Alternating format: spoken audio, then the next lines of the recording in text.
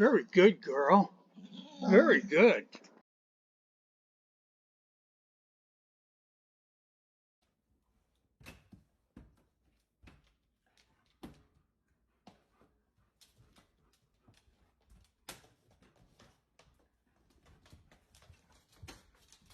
Times.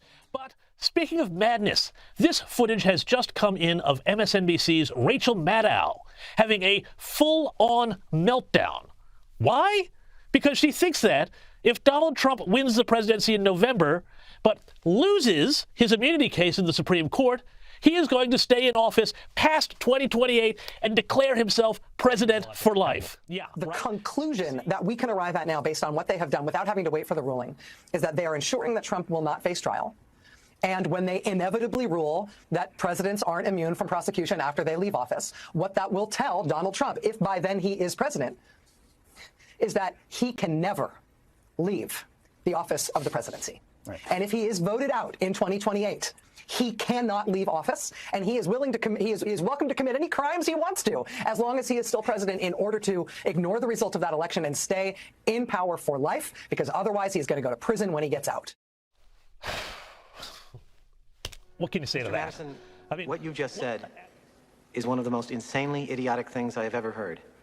At no point in your rambling, incoherent response were you even close to anything that could be considered a rational thought. Everyone in this room is now dumber for having listened to it.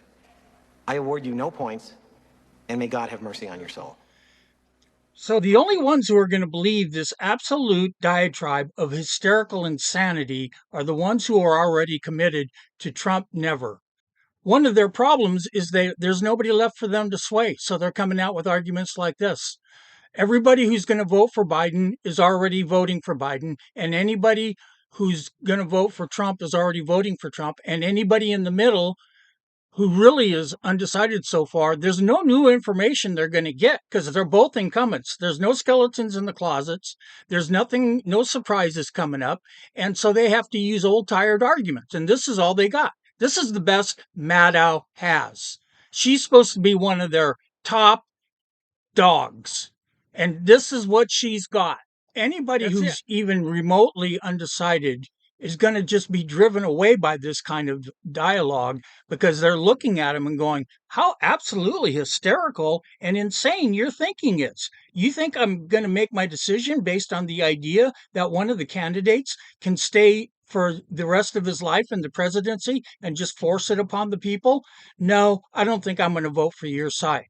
So, it's so bizarre that she might as well say little green Martians are running around using mind control to get the MAGA people to think what they're thinking.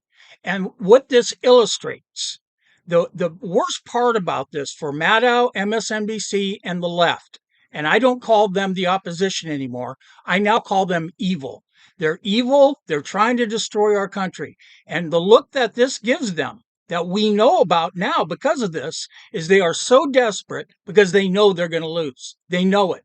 They have no doubt whatsoever. They're down to their last straws, the Colorado case, the immunity case, and other than the Colorado case, all the other ones are going to be pushed back so far, they won't be heard until he's president. And the Colorado case is a slam dunk.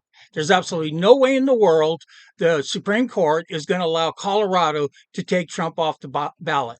Just won't happen. What an absolutely unbelievable grift this has become for the snake oil selling traveling preachers of the left. And they've got only one act left, which is just to terrify people about Trump. If you listen to Maddow and the MSNBC people, everything's a disaster. If Trump wins his immunity case, it's the end of the world. He loses the case, it's just as bad.